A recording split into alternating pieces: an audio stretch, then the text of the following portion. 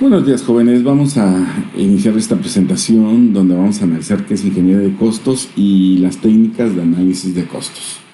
Bien, la ingeniería de costos es un proceso mediante el cual, a partir de la integración clara y precisa de un proyecto arquitectónico con planos estructurales y especificaciones, se determina el costo de su construcción y el tiempo de ejecución, considerando todos aquellos costos que intervienen de manera directa e indirecta, ¿verdad? Entonces, la ingeniería de costos es un proceso donde determinamos dos aspectos importantes, que es el costo y el tiempo de ejecución, ¿verdad? Esto nos sirve para materializar una obra, para realizar una obra, pasarla de lo que son los planos arquitectónicos, el proyecto arquitectónico, ya hacia ya su ejecución, ¿no? Del proyecto arquitectónico pasamos a la fase del trámite de licencia de construcción. Ya que nosotros tenemos un proyecto, lo aprobamos con el cliente nos pide que se haga el trámite, realizamos el trámite ante las instancias de gobierno pertinentes para poder autorizar esta obra. En el momento en que nos la autorizan, acordamos con el cliente la contratación de la obra. La contratación es el acuerdo entre el propietario, el dueño de los recursos, y nosotros como prestadores de un servicio que sería la construcción del proyecto arquitectónico, la realización de la obra en sí, ¿no?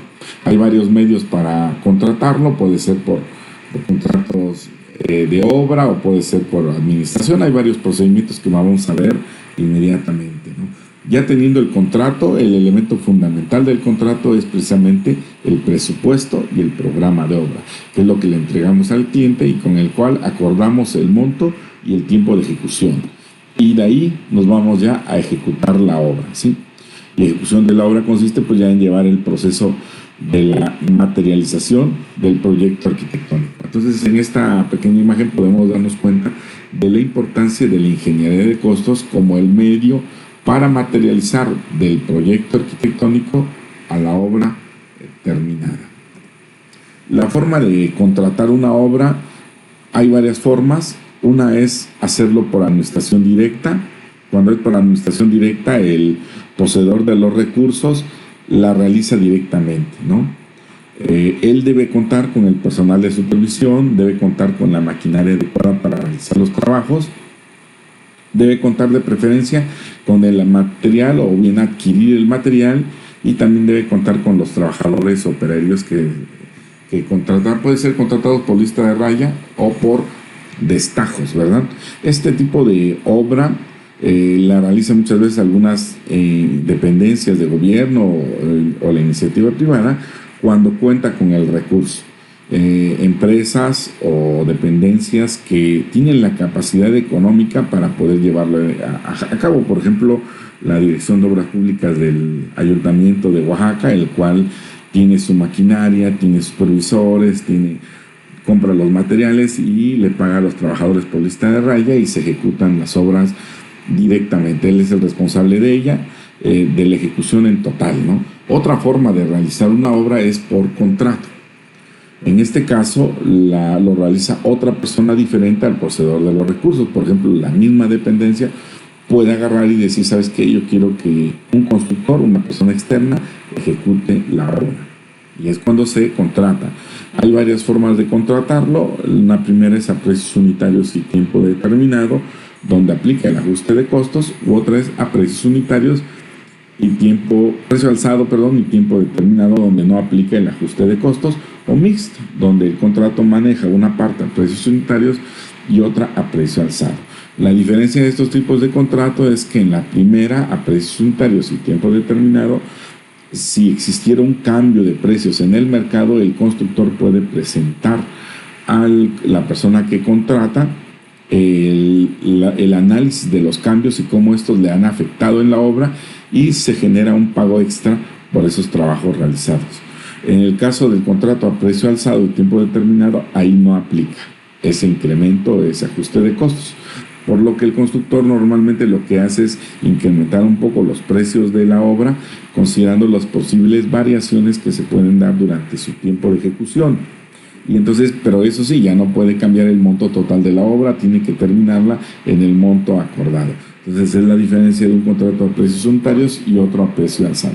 Y el mixto pues involucra partes de la obra de un tipo y de otro tipo de contrato, ¿verdad? Ahora, por regla general, la obra pública, nos referimos a las obras de la Federación, del Estado, del Gobierno del Estado, de los ayuntamientos, se debe adjudicar por regla general por licitación pública nacional. La licitación pública nacional es un procedimiento donde libremente cualquier persona de manera pública se puede registrar y participar y obtener el contrato de esa obra. Otra forma de hacerlo es por excepción a la regla, por invitación a cuando menos 3 personas morales o físicas o por adjudicación directa. La invitación a cuando menos 3 personas, lo que hace la dependencia o instancia es invitar a 3 diferentes constructores o personas físicas, arquitectos, ingenieros que quieran ejecutar la obra, y la que le dé la mejor propuesta, la que sea más adecuada para ellos, normalmente la más baja, pero no por fuerza, y la que sea más solvente es la que se le adjudica. Y otro procedimiento es por adjudicación directa. La adjudicación directa aplica normalmente a obras más pequeñas o bien a obras que por alguna causa de premura, de fuerza mayor, alguna obra de un puente, por ejemplo, que se tiene que construir muy rápido para poder hacer que una comunidad tenga el suministro de recursos, de alimentos, entonces se adjudica directamente. Entonces, cuando hay un problema grave en el país o en la región o en el sitio donde se va a construir la obra, se puede adjudicar de manera directa, pero hay ciertas normas, ciertas limitantes que debemos de considerar en cuanto a monto. El monto de la obra debe tener ciertos límites, ¿no? En el caso de la obra privada, se puede adjudicar directamente por el propietario a quien quiera. O sea, si una persona que se dedica a vender en el mercado y es comerciante y tiene mucho dinero, él puede darle la obra, adjudicarla a la persona que quiera. Pero también lo puede hacer por invitación a cuando menos 3 personas. Los invita y ve quién le da la mejor propuesta y a ese le adjudica el contrato. Previamente a la contratación, como mínimo, se debe contar con el proyecto ejecutivo, presupuesto base y programa de obra. Y ahí es donde interviene la ingeniería de costos. De ahí la importancia de esta materia de ingeniería de costos, porque nos permite acceder a contratos de obra contando con el presupuesto y el programa de obra. Entonces, esa es la razón por la que es importante que nosotros conozcamos sobre ingeniería de costos. Ahora, ¿qué elementos componen un contrato? Bueno, el modelo de contrato, el formato, digamos, las cláusulas, todo el modelo, esa es la parte primera.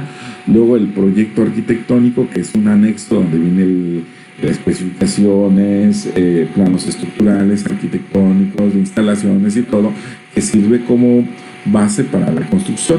Especificaciones de construcción que normalmente el contratante nos dice, ¿no? En las especificaciones debe indicar qué tipo de concreto se va a utilizar en los diferentes elementos de construcción, qué acabados, qué espesores, qué resistencias, qué marcas, inclusive si es que fuera necesario, o la calidad que deben cumplir cada uno de los trabajos a ejecutarse. Entonces esa es la especificación que nos da las dependencias o empresas también privadas, ¿no? Nosotros elaboramos el presupuesto, lo integramos al contrato y el programa de obra. Y todo ello se firma por las partes, en este caso por el contratante y por la contratista, el que va a ejecutar la obra para llevar a cabo ya la ejecución, ¿verdad? Se firma. Hay algunos otros anexos, como por ejemplo las fianzas que se elaboran para dar certeza, ¿no? Ahora, para aplicar la ingeniería de costos, para elaborar un presupuesto se deben considerar algunos aspectos. Primero, hay paquetes de cómputo, por ejemplo, Neodata y Opus, son programas que se ocupan mucho en el mercado para integrar un presupuesto. El precio de estos programas anda alrededor de los 12, 14 mil pesos. Eso limita un poco el trabajo en ingeniería de costos. Por eso en este curso nosotros elaboramos una herramienta en Excel para poder trabajar en ella. Entonces podemos manejarlo en Excel, en Neodata, en Opus o en cualquier herramienta que esté diseñada especialmente para ello. Otro aspecto que debemos de considerar en la ingeniería de costos es la normatividad en construcción. hay un reglamento de construcción, hay unas normas técnicas, está la ley de obras públicas y servicios relacionados con las mismas. Toda esa normatividad es lo primero que debemos de aprender para poder aplicarlo en la ingeniería de costos. Ya contando con esa información, entonces nosotros vemos los procedimientos de construcción. Debemos conocer cómo se ejecuta una obra, saber cuáles son las fases, para a partir de ello dividirla y analizar sus precios en materiales, mano de obra, maquinaria, etcétera, ¿no? Otro aspecto importante es el estudio de mercado. Se tiene que hacer un estudio de mercado para saber cuánto está costando el tonelada de cemento, tonelada de varilla, el metro cúbico de arena, de grava, etcétera, la mano de obra, cuánto cobra un albañil, un peón, un carpintero, y la maquinaria, cuánto nos cuesta una hora de revolvedora, de vibradora, etcétera, ¿no? Para poderlo aplicar en nuestro precio unitario. Para poder llevar eso a cabo se requiere conocer también rendimientos de mano de obra, las cuotas del IMSS, del Infonavit, y los costos de materiales y renta de maquinaria, pero de mercado. Ese es un estudio que tenemos que hacer por fuerza, ¿no? Las especificaciones de construcción generales y particulares es similar al procedimiento constructivo, pero este ya está aterrizado. Ya nada más se indica qué tipo de trazo se va a hacer, si es por medios manuales, si es equipo topográfico, la excavación se hace manual o con maquinaria, etcétera. Ahí se indica qué tipo de trabajos se van a ejecutar en la obra, ¿sí? Y se cuantifica. Y después viene el proyecto arquitectónico, planos en los cuales generamos o cuantificamos los conceptos. Con toda esta información es con la cual nosotros podemos elaborar un presupuesto y un programa de obra. Entonces la ingeniería de costos implica todos estos aspectos que nosotros debemos de considerar para aplicarla, ¿verdad? Ahora, ya entrando a las técnicas de análisis de costos, que ya es aterrizar esto de manera práctica y definir los costos de una obra, pues hay varias técnicas, ¿verdad? Pero lo primero que tenemos que nosotros saber es cuáles son los objetivos que se persiguen al aplicar una técnica de análisis de costo. ¿Cuál es el beneficio? ¿Qué es lo que queremos obtener a través de esta técnica, ¿no? Si a lo mejor es contar con los costos de operación que se presentan para hacer más eficiente el manejo de recursos, por ejemplo, por una obra por administración, puede ser que nada más quiero saber qué materiales voy a necesitar, qué recursos, ¿no? O también puede ser con contar información amplia y oportuna que permite una mejor toma de decisiones en la selección de sistemas constructivos más adecuados. O sea que podemos, a través de la ingeniería, de las técnicas de análisis de costos, podemos nosotros decir, bueno, voy a utilizar una losa maciza, voy a utilizar panel W o biguete y bovedilla, y analizo los precios y veo cuál es la más adecuada o oportuna a utilizar en determinadas situaciones, ¿no? Entonces nos sirve también para eso la técnica de análisis de costos. Y también sirve para determinar lo más real posible el costo de cada concepto, cuánto me cuesta el metro de muro, el de aplanado, el de pintura, el de herrería, etc. También nos sirve para conocer la capacidad de producción con determinados recursos en tiempo determinado, ¿no? ¿Cuál es la capacidad de los trabajadores de producirlo y en qué tiempo lo vamos a realizar? Y también nos sirve para contar con información amplia y oportuna para la selección del proyecto de mejor costo. A veces un constructor te puede decir, sabes que yo quiero hacer una obra, pero no sé con qué. Nosotros le podemos decir, sabes que te conviene hacerlo con estructura de acero y le ponemos aquí unos falsos plafones y te salen tanto, ¿no? O bien decirle, sabes que hazlo de concreto y le metimos los de tabique. Entonces nos sirve para seleccionar qué tipo de proyecto pueda realizar, qué tipo de sistema constructivo se va a ocupar, qué capacidad tienen los trabajadores, qué cantidad de material vas a requerir para realizar. Entonces la técnica de análisis de costos nos muestra mucha información importante ya del proceso constructivo. Hay varias técnicas de análisis de costos. La primera es a precios unitarios, que es la técnica tradicional. Otra más que se conoce es la de paramétrica. Hay algunas que no son muy conocidas por ensambles o piezas constructivas. Y otra más por fases constructivas. La técnica tradicional a precios unitarios tiene muy buena precisión, más o menos 10%, quiere decir que es muy, muy cercana al valor exacto dependiendo de la exactitud del cálculo. El tiempo de inversión para calcular el importe, digamos, y el tiempo de ejecución puede ser de 2 a 3 semanas. Se requiere tiempo para poder elaborar ese presupuesto. Y para hacerlo se requiere un proyecto completo, o sea, contar con instalaciones en planos, estructurales, cimentación, albañilería, o sea, todos los planos necesarios para poder ejecutar la obra, para poder medirlos y cuantificarlos. La otra técnica, me voy al extremo, la paramétrica, es muy sencilla, la precisión es muy relativa, más o menos 35%, lo podemos determinar el costo de la obra de un minuto, de un minuto a 60 minutos, o sea, muy rápido, porque nada más agarramos y sacamos un valor aproximado, decimos cuántos metros tiene la obra, pues tantos metros por tal precio aproximado, pues le va a dar tanto, ¿no? Entonces le damos un valor aproximado al cliente en la técnica paramétrica. Y hay otras técnicas, por ejemplo, por ensambles o piezas constructivas, donde ya la precisión va desde más o menos un 20%, el tiempo es un poco menor y se puede hacer inclusive con un anteproyecto, o sea, no se requiere contar con el proyecto completo. Y también por fases constructivas, de fases constructivas también es más o menos un 25% y se hace de 1 a 2 días y es conceptual, ¿no? Sacamos el área total y sacamos el costo. Vamos a ver más adelante algunos ejercicios de por ensambles y por fases constructivas, ¿no? Por ensamble se refiere, por ejemplo, a un muro con todo lo que lleva, planado, pintura, y sacas un ensamble y en base a eso cuantificas los metros de muro y sacas cuál es su costo, ¿no?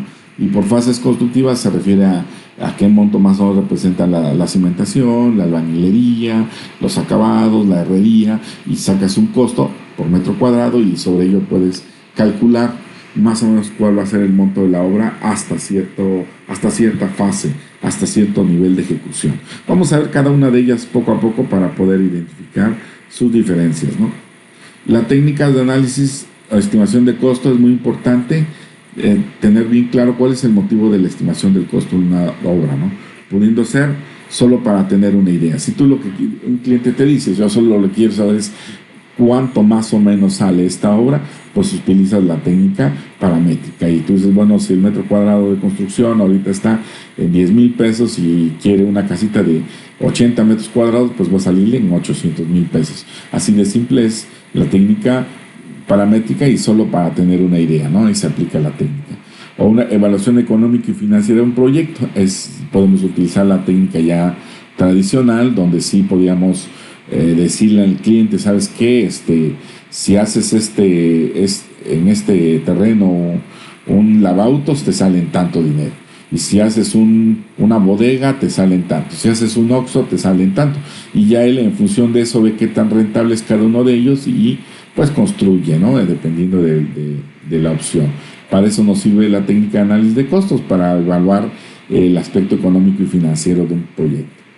También puede servir para hacer avalúos, esto es, un inmueble que ya existe, podemos sacar su valor en base a lo que costó al construirlo y con su estado de mérito, por su estado de conservación, y podemos saber más o menos cuánto debe estar costando ese edificio. Normalmente se ocupa para cuando una obra hay un testamento y se quiere dividir o saber el monto de la obra para poderla dividir entre los beneficiarios de este inmueble, ¿no? Entonces el avalúo es para cuando ya existe un inmueble y queremos saber cuál es su valor de reposición de este inmueble.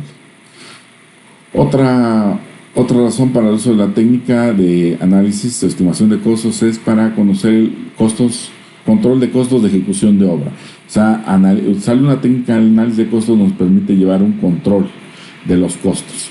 Y así puedes cuantificar cuánto material se requiere para la cimentación y si ya se está gastando o se está requiriendo más material de que tú consideraste, te puedes dar cuenta qué sucede. A lo mejor analizaste mal el costo o a lo mejor están mal utilizando los materiales, se está desviando los recursos, los materiales hacia otro lado y te das cuenta por el hecho de que se está requiriendo más volumen del que tú cuantificaste. Entonces para eso nos sirve, para llevar control de costos de ejecución de una obra. Y el último punto, que es precisamente uno de los más importantes, es para concursar una obra, o sea, para que si hay una propuesta de construcción de un mercado, una escuela, una bodega, etcétera, nosotros podamos participar como constructores, y si ponemos la propuesta más adecuada, más solvente para la dependencia o la empresa que nos está solicitando, nosotros podamos contratar esa obra, y que es realmente algo muy, muy bueno, ¿no? Vamos a entrar a la técnica tradicional, conocer qué es esta técnica.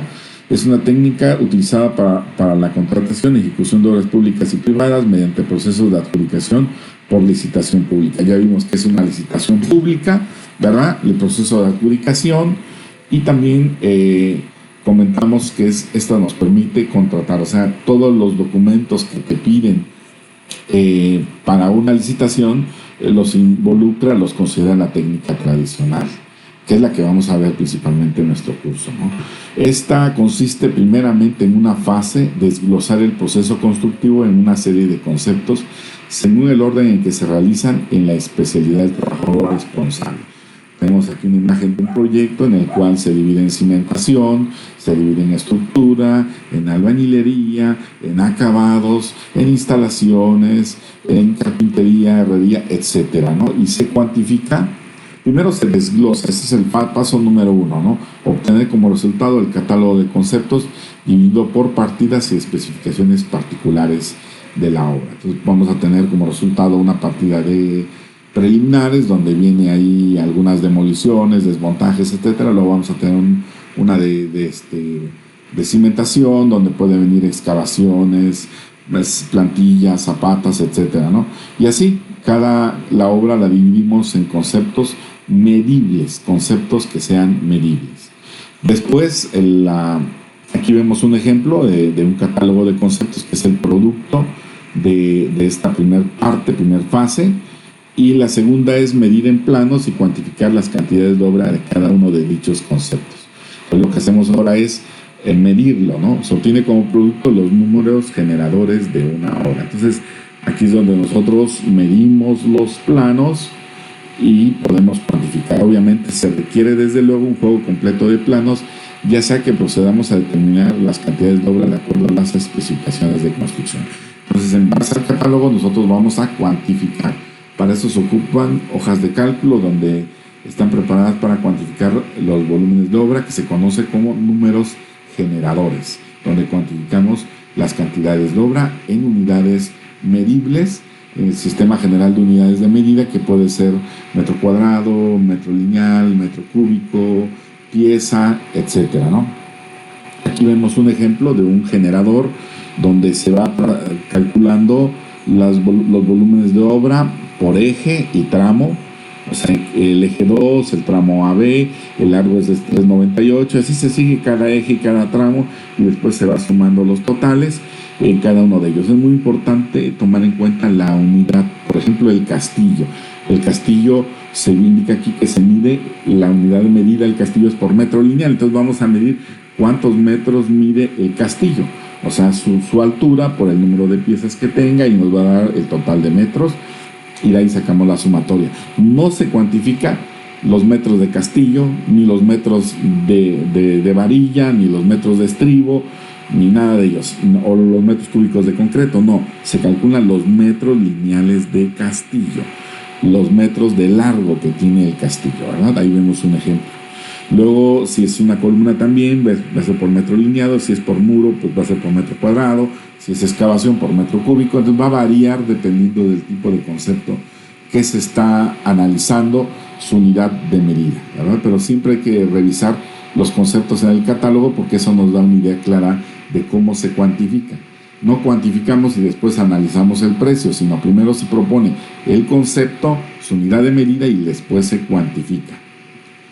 Ahora, para el cálculo de las cantidades de obra será necesario que en los planos estén representados no solamente el espacio arquitectónico y el sistema constructivo, sino también las instalaciones y complementos. De cada uno de estos elementos nos informará sobre sus formas, dimensiones, datos básicos de los materiales que lo integran y demás características pertinentes que permitan la elaboración de las especificaciones respectivas. Eso se requiere tener muy bien definidos los planos de instalaciones, acabados, estructuras, cimentación, etcétera.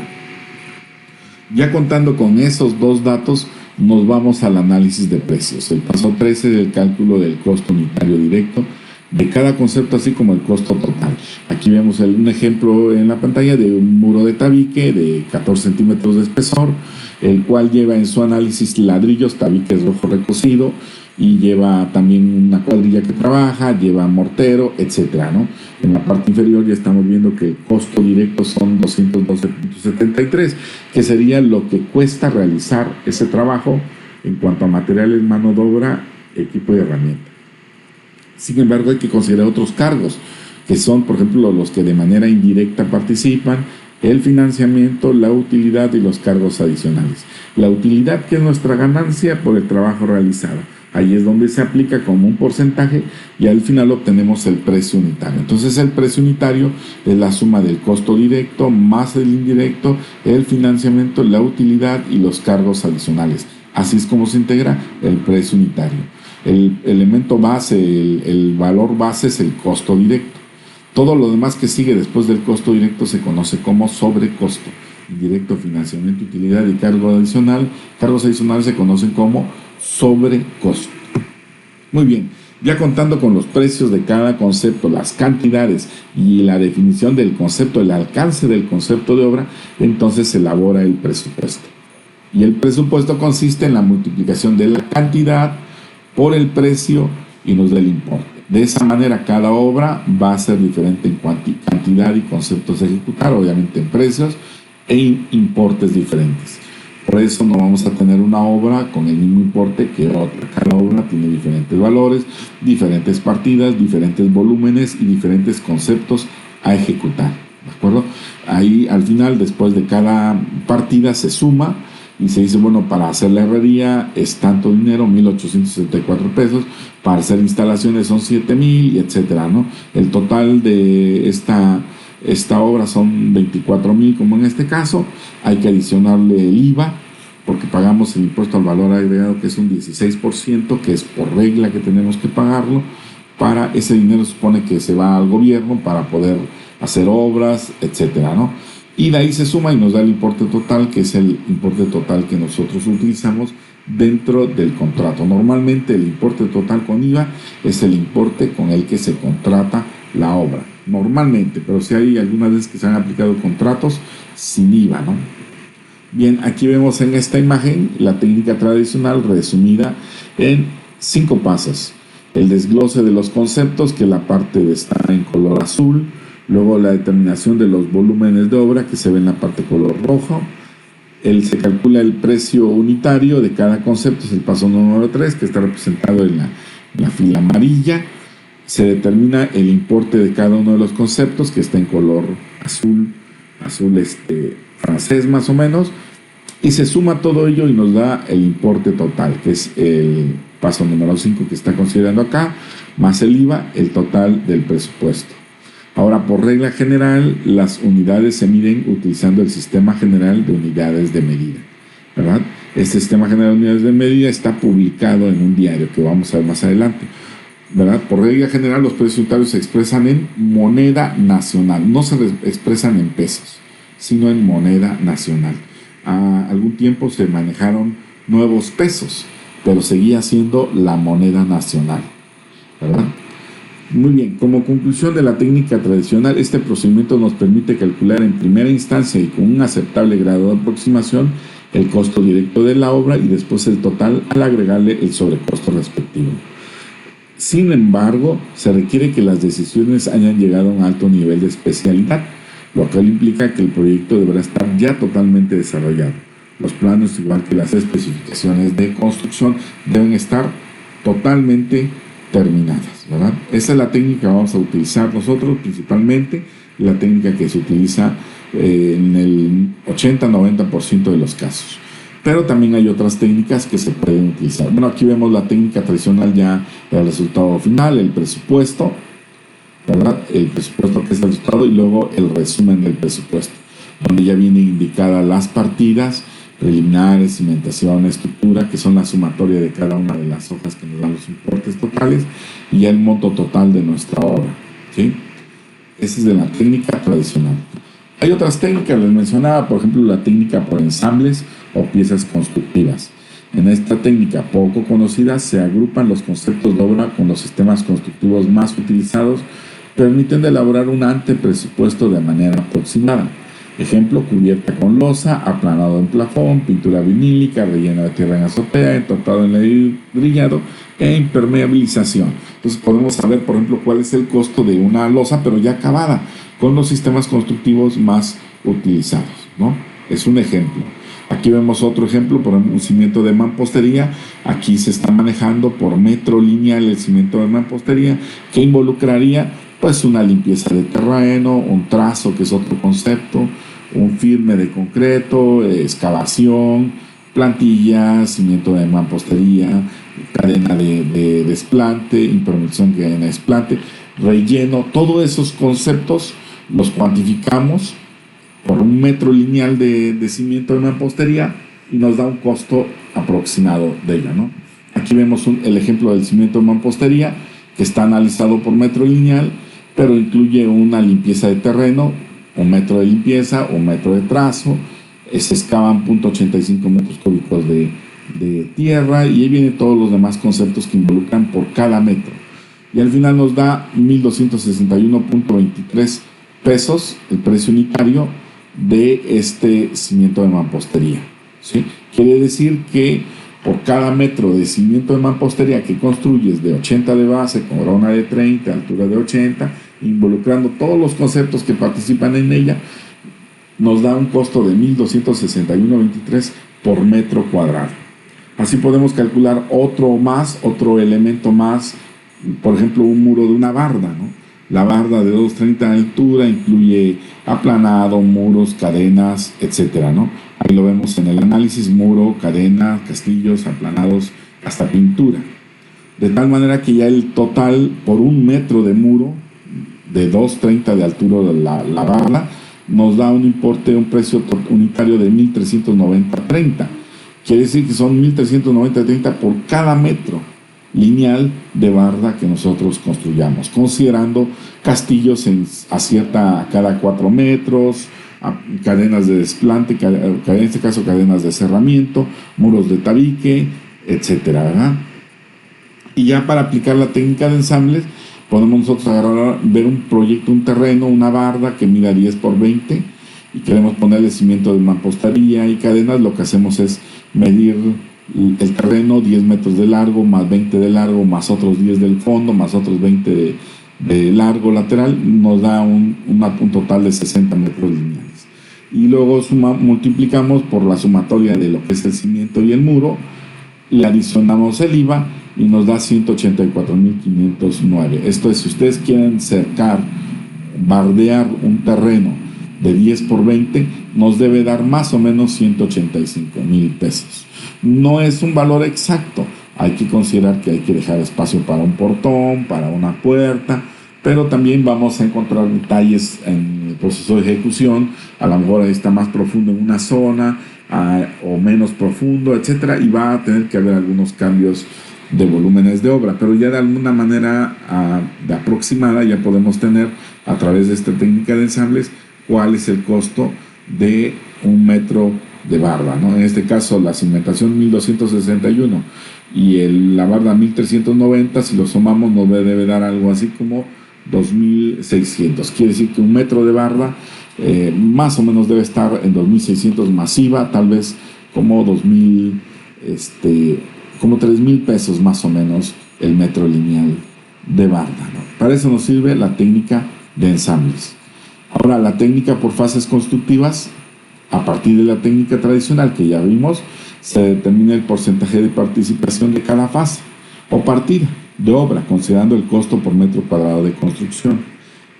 Aquí lo podemos ver. Esta técnica por fases constructivas se aplica, aparte de la partida, su importe, su costo por metro cuadrado, el porcentaje de la partida. Esta técnica de fases constructivas nos sirve mucho para avalúos, porque manejamos un estado de conservación. Por ejemplo, dice aquí, en preliminares manejo un 80, en cimentación le voy a considerar un 80 de estado de conservación, la estructura está en un 80, y así, por ejemplo, el aluminio y vidrio ya está en un 70% de su estado, la instalación eléctrica funciona en un 70%, la hidráulica en un 70%, ya está sucio el terreno, por eso no le estoy considerando limpieza, y no tiene jardinería, ya está sin cuidado de jardín.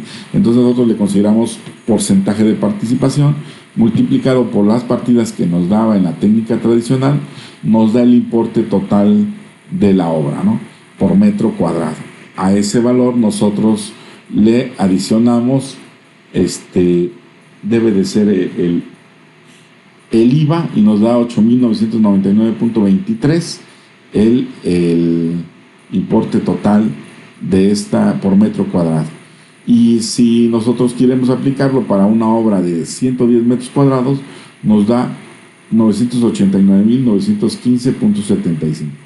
¿Qué quiere decir? Que tomando como base una casa media, nivel medio de 3 niveles, que cuesta 2.484.000, nos sirve de base para calcular una obra de 110 metros cuadrados, ¿verdad? Y determinar, de acuerdo a su estado de conservación actual, cuánto vale. En este caso, 989.000 pesos, más o menos. Cerraríamos en 990.000, 1.000.000 de pesos. Podemos decir que una vivienda de 110 metros cuadrados en el estado de conservación que se está considerando de acuerdo a las partidas y el porcentaje de aplicación de las partidas, pues nos das dando 1.000.000 de pesos. Entonces la técnica para fases constructivas la podemos utilizar principalmente en avalúos. Ahora pasando a la técnica paramétrica, esta técnica es muy sencilla. Lo que hace es tomar en cuenta la técnica tradicional, determinar el costo de la obra total y dividirlo entre el área de construcción. Y por ejemplo, aquí la casa de interés social, 2.484.000 pesos, es una casa que tiene 248 metros cuadrados, es una vivienda de interés medio, perdón, es de interés medio.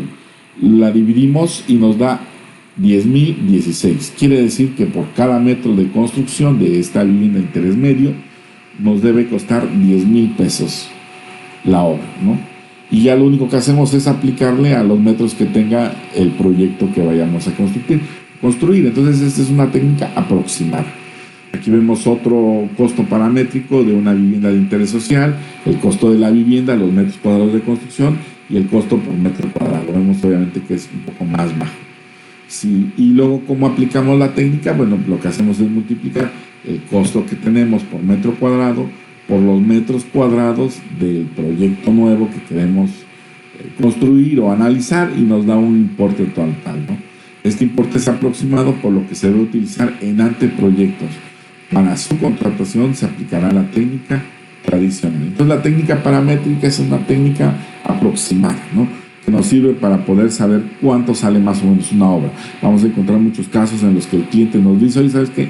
Quiero que me hagas un proyecto. Ya que está el proyecto, te dice cuánto me sale. En ese momento lo que hacemos es tener un valor aproximado del metro de construcción de esa obra, multiplicarlo por los metros cuadrados que tiene la obra, y ya tenemos un valor aproximado de ella, ¿no? Y le decimos al cliente: ¿sabes qué? Te va a salir en, ponga por dar un ejemplo, 800,000 pesos. Si el cliente ve ese resultado como adecuado, pues dice: ¿sabes qué? Sí. Y entonces nosotros le decimos: ¿sabes? Pues déjame hacer ahora el presupuesto exacto, la técnica tradicional, y decirte realmente cuánto cuesta. Pero más o menos anda en este valor en la técnica paramétrica, ¿no? Ahí vemos una tabla de costos por metro cuadrado que se publica, bueno, estaba en el 2013, que se publica a través de internet. Ustedes pueden poner costo M2, construcción, y salen las diferentes tablas y precios de diferentes proveedores, ¿no? Y utilizando ahora ya un ejercicio para aplicarlo a la técnica tradicional, de manera individual calcularán los volúmenes de obra necesarios para la elaboración de un presupuesto de una cisterna, utilizando la técnica tradicional, siendo un archivo digital, y utilizar los precios unitarios que se indican en el archivo ejercicio generador de cisterna.xls. Ustedes tienen ese archivo, jóvenes, y lo que hay que hacer es abrirlo. Utilizando la técnica paramétrica, determinar el costo de una cisterna. Ya sabiendo cuál es el costo total, como sabemos que tiene 10 metros cúbicos esa cisterna, 6 metros cúbicos, lo dividimos entre 6 y luego lo multiplicamos por 10, y vamos a saber de manera paramétrica aproximada cuánto nos debe costar una cisterna de 10 metros cúbicos. Este ejercicio me lo van a entregar el día lunes 30 de marzo a las 10, de entre 10 y 11 de la mañana. Muy bien, terminamos la presentación. Espero que haya quedado claro. Este es un detalle de la cisterna visto en planta, con su capa, castillos, etcétera.